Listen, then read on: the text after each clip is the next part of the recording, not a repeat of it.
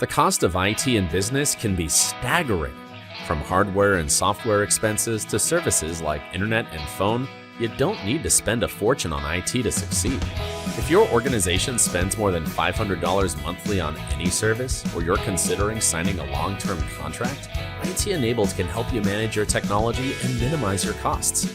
Contact us today to schedule a free consultation. IT Enabled, we're here to help. Welcome to the podcast. Glad to have y'all here. It's your first time on the podcast, right? Yes, it is. Welcome. Thanks for having us. Why don't you introduce yourself to the listeners, tell who you are, a little bit of your background, and then we'll talk about the Seasons of Hope. All right. My name is Paige, Pate, and I am the Executive Director at Seasons of Hope Center. I actually have been in nonprofit for quite a long time. I worked for a homeless shelter type thing up in the Dallas area. It's called Family Promise. It's very cool. It's across the nation. And then I moved to Lufkin and was at the Mosaic Center for a little while. And now I've been at Seasons of Hope for about 5 years, and I really love it. It's awesome. I'm Robin Castillo. I'm the program director at Seasons of Hope.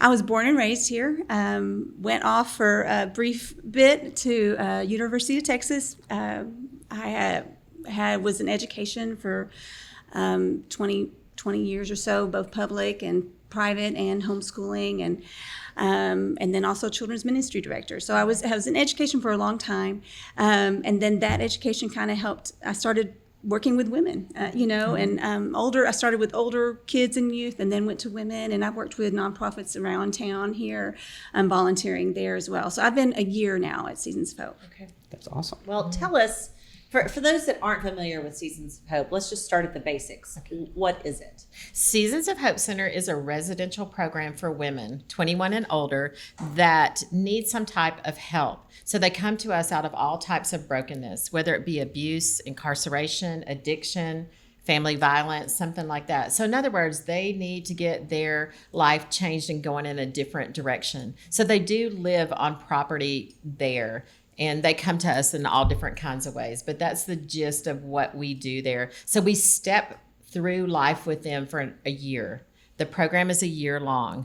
And so there's all kinds of things that we might take for granted that someone hasn't grown up with.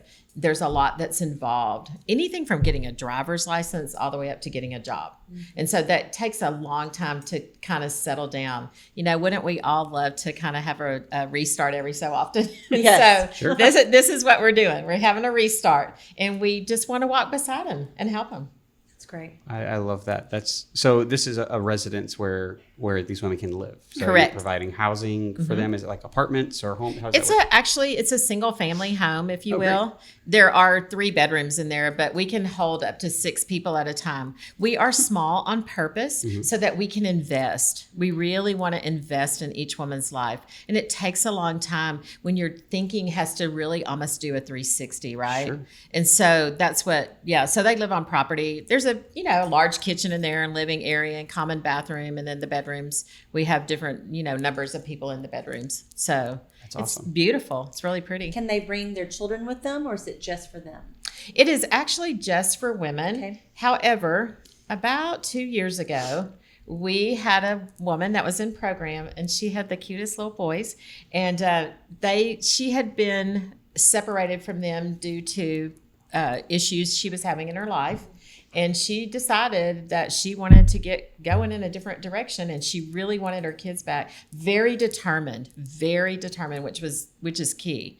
And so at her almost end of her first year, she got a job here locally and got her kids back. And so we have 2 trailer houses on property, 2 mobile homes, where one of them our overnight manager lives in, and the other one is for if you want to go into what we call phase 2 independent living.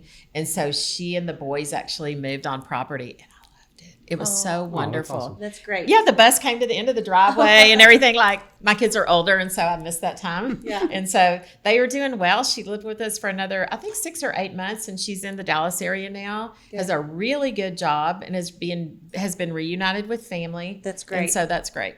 I love that. Great. Yeah. So specifically, you kind of touched on some of the reasons that women may find this, but what do you typically find most common? What are the reasons that women what's happening in their life that's bringing them to you? Well, part of it is we have an application process that you go through. So we get to read tons and tons of applications, right?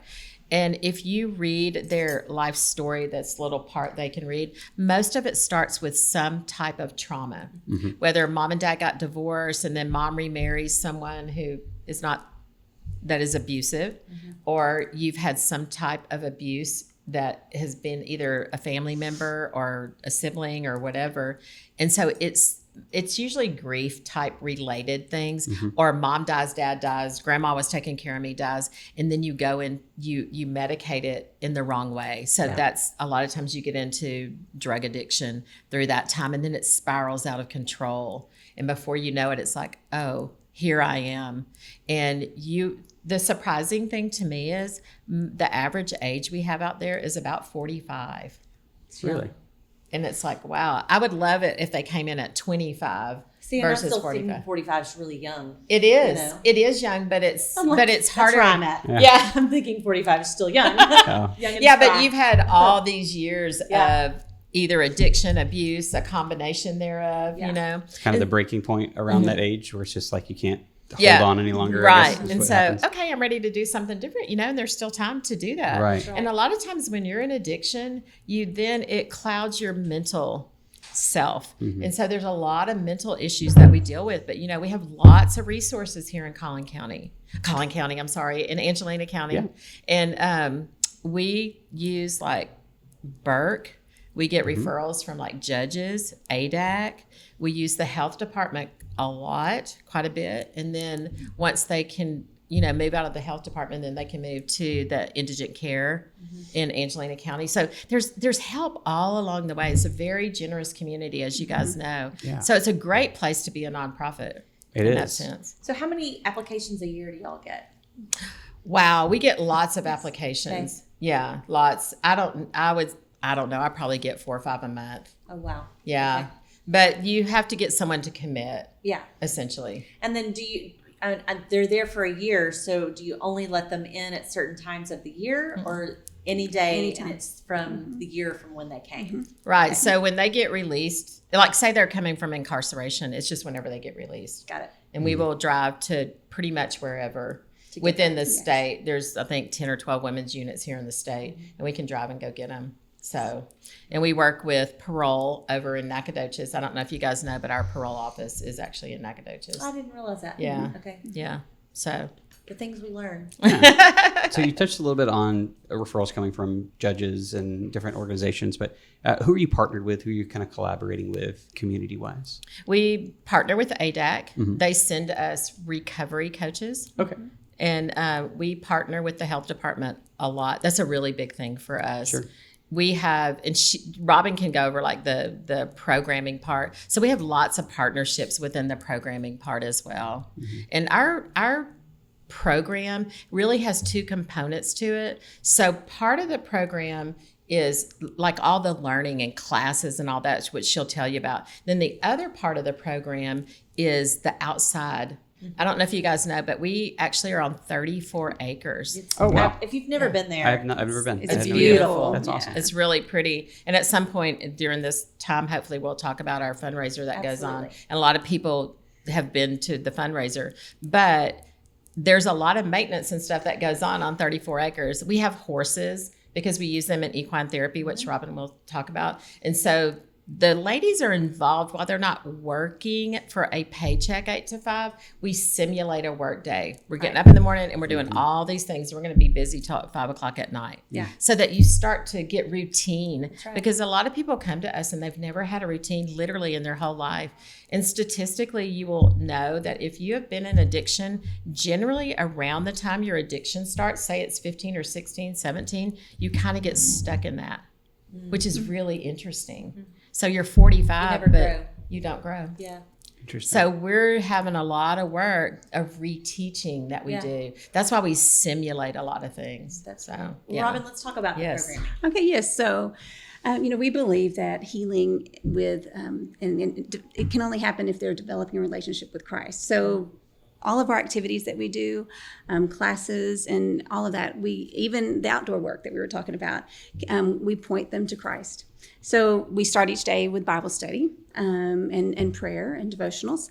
We also, too, just on a day-to-day basis, they have the daily chores that you would normally have in a home, keeping it clean, cooking, outdoor chores with like the flower garden. It's a beautiful home with flowers around it and all that too. So they keep care of that, taking care of the animals every day. But then we have those classes that we were talking about. So we have a curriculum that's called Life Challenge. And so that is a Bible-based curriculum. It's self-paced. So when they come, it doesn't matter what time of the year that they come, they can start right then. Okay. And so that curriculum helps them to learn more about who they are, how to navigate life struggles in a new way, how to replace old habits with new habits. And so that's a wonderful curriculum that we spend. So they have homework with that as well. We meet together and then they go do homework with that and then they come back. We also have classes where we have wonderful volunteers, some godly women that come in, and we are so appreciative of them. They bring their talents, their hobbies, their gifts, and pour into these ladies. So we have a creative arts class, and creative arts, helps people with managing stress, helps teach new skills. They've really gotten into knitting. We've started sewing projects, and some of these things too they can use for their personal, like a purse for the personal thing, but they can also use it for, we can sell it like maybe at Pumpkin Patch. They're working toward that stuff right now. And they also have done drawing and painting and woodwork, things like that. One lady, it's been neat. She was drilling the other day and she's like, I'm really good at this. And she really was. We were struggling with it and making a straight, making them all in a line. Yeah. And so she learned that she could do something like that, and she had never tried that before, So we have that. We also have classes like dealing with grief, dealing with loss. Because we've all had some kind of loss, whether it's with a loved one or it's a loss of a dream that you had or the path you had for your life and it's changed now. And how do you deal with that? They learn that grieving is purposeful, and there's a process to it, that you don't dwell there, in that grief, but how do you move on in a healthy way with that? So that class helps with that. We also have a boundaries class, which you've probably heard of the book with boundaries, but it helps them to put a boundary there where they know they want to keep the good inside them, keep the bad out, but also know that boundary where the choices I make, I'm responsible for. So they have ownership over, those choices too. There's that boundary too, knowing that choices other people make, that I'm not responsible for. So they learn about those kind of boundaries too, and how to put those healthy boundaries in their life now. We have a class that's called Interface Mentoring. And so that class is dealing with like faith in your real life situations. Many of the women have never prayed before, or if they have, it's just kind of learning more about that. They've worked on that, how to study the Bible, how to take care of their body, take self-care, nutrition, and things like that. So she covers a lot of that in Interface Mentoring. She mentioned already about equine therapy. So equine therapy, we don't ride our horses. They use horses. So equine therapy uses horses for people to help them to heal, and to learn more about themselves, because horses can be our mirror to our feelings. And so through the exercises that they do, they learn self-confidence, they learn how to communicate better, they do team working, a lot of communication with other people too, even with the horses. So it's really neat. It's amazing how God created those creatures. And so we also have opportunities every week for exercise. We go to the gym twice a week, sometimes a little bit more. We also have, like with the garden, we have our fresh vegetables that we have to be able to, sometimes because they're growing it in the garden, they're trying new vegetables that they've never tried before. And so that's therapeutic in and of itself. It is, yes. And digging in the dirt, and spending that time outside. Yeah. And so we're very blessed to have that big property to be able to have these types of things. But so that's that's what we do on a day basis and week to week. And are you looking for volunteers to come and help? Always. Okay. Like limbs. You want to pick up limbs? Right now, I can Right imagine, now. yeah. Trees, Yeah. yes, weeds, all of that. But I'm joking with that. But no, for transportation, like Yes. to and from the doctors or to a job, things like that, transportation. If someone is gifted in the gardening department, it's always great to have somebody that can help us out with that, or animal care even too, with the horses. Okay. Uh, Can you be male and female volunteers? Yes. That's just about Okay. that. That's great. Also with leading a Bible study. Okay. And now those we have women that usually do that. And so we also have women for mentors that help. And then again, like we said, that if you have like a skill or a hobby that you could teach another person about, we have a need for that as well. And also for tutoring, like if someone needs help with, like technology is changing so much all the time, I to need a keep tutor up for with that. that. I do too. And so, My 10-year-old. Yeah. yes, absolutely, Really yes. good at it. And so, to help with that, or if someone needs to have a GED, so helping with GED type skills, that kind of stuff. But computers or technology, that's the main thing. But even just basics too, English, math, things like that. So. Great. I love that. So you mentioned the fundraiser earlier. So tell us about that. How is the All fundraiser? right. Well, we have a little thing called Pumpkin Patch. Love it. And it's really fun. It's really fun. It is essentially geared to about 3 to 8 years old, mainly. That's who it's geared to. There's nothing scary out there. And it's just really meant to have fun. Yeah. And so within the pumpkin patch, we have a hay ride, a barrel train ride, and then we have these little pumpkin related games like pumpkin putt-putt and different. I won't go through all of them. So anyway, the kids love it. It's darling. It's really, Yeah. it's cute. And there's not really a lot in the community for little kids, but we've had people travel from Houston to come here. Grandparents especially love to bring the grandkids out. It's a lot of fun. It's every October. And I think it's the 11th or the 27th this year. We will let the chamber know, of course. do. Yeah. And during the week, Monday through Friday, is for schools, daycares like that. It's all scheduled out. We have about 1,800 kids Wow. that come through. Yeah. That's great. And it's great because And it's you can buy free. pumpkins. Yeah, Yes. that's Love right. it. You can buy pumpkins. You can buy mums. We sell mums. And you get to see those pumpkins also in their natural habitat. Oh, that's Ah, right. Instead of it being Yeah. Walmart, That's great. or something like Yeah, that. yeah. Last Yeah. year, we actually grew some pumpkins, surprised ourselves. That's great. And we were just doing it as an experiment. We'll see if they come back up this year. Yeah. But it was really fun and to show the kids. Because I don't know if you guys know this. I did not know this. Pumpkins start out green. And it's really cool. And so it looks like a watermelon. And Yeah. I was like, oh, man, we planted the wrong seed. we planted watermelons on accident. And then all of a sudden it's like, oh no, that is a pumpkin. So that part was kind of cool, But we have all kinds of groups that come out there, and on the weekend it's open to the public. One of the things that we are very proud of is that we really want it to be a community event. Yeah. Really and truly a community event, because all ages come out there. We have groups of teenagers that come. I was going to And say, just have even fun. if you're over 8, it's still a great It's still- photo op. It is. Oh, yeah. yeah. It's so pretty out there. Yes, It's, we it's have- a great place to get. And we set them up. We set up a lot of the photo opportunities. The other thing that we do, we have partnered with, say, the state school and classes that are like the special needs classes from Lufkin come. And some of these really highly special needs classes, they come in the afternoon and no one's there except for the 8 That's of great. them, say. Yeah. And so for us, it's not a big deal to be out there, Sure. in the afternoon, but it gives them a great opportunity without all the noise and chaos of a general public place. And so we're very cognizant of that. We're very cognizant. Well, it's a great fundraiser, and it's just so pretty, and it's it's beautiful weather and Yeah. great setting. So definitely go out during the holidays and see that. Yes. It was a little hard during COVID, but we're back on track now. Yes. We've already got our first reservation for this pumpkin that's patch. great. Yeah. That's Yeah. I great. love that. Yeah. Well, that's awesome. Well, where can people find you?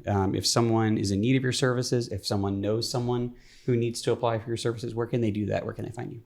They can find us on the web at seasonsofhopecenter.org. So it's like all together. You can call us at 936-875-1900 and we will get back with you. And, there's lots of places around town that we partner with besides judges and that. We've gotten referrals like from the hospital, like all kinds of different ways. It's interesting. We do have a lot of mom, dad, aunt, uncle, grandma. Those people will call in on behalf of their loved ones. We are a little unique with our big application process, but it helps us to understand the participant, the prospective person, and for them to understand what the expectations are. Because in our program, you do not have a cell phone. Yeah. And that's a big deal for a lot of people. Big deal. And so I know that sounds kind of, the reason we do it is we want you to disconnect. I was going to say, you got to disconnect from all the bad things. Yes. Yeah. And so then you can reconnect when you're in a healthy stance, right? And so that's important to us. And we, of course, have any kind of tobacco products, any of that on board out there. And you learn to live in communal living. So if all of us had to do that again, it might be a little hard. Sure. Well, it's a phenomenal program, and we're very blessed to have it in our community to be able to help women. So thank y'all for what you do.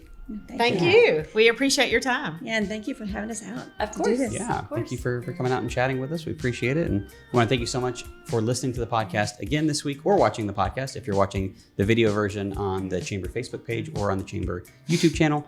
We thank you so much for tuning in every week, and we'll see you next time.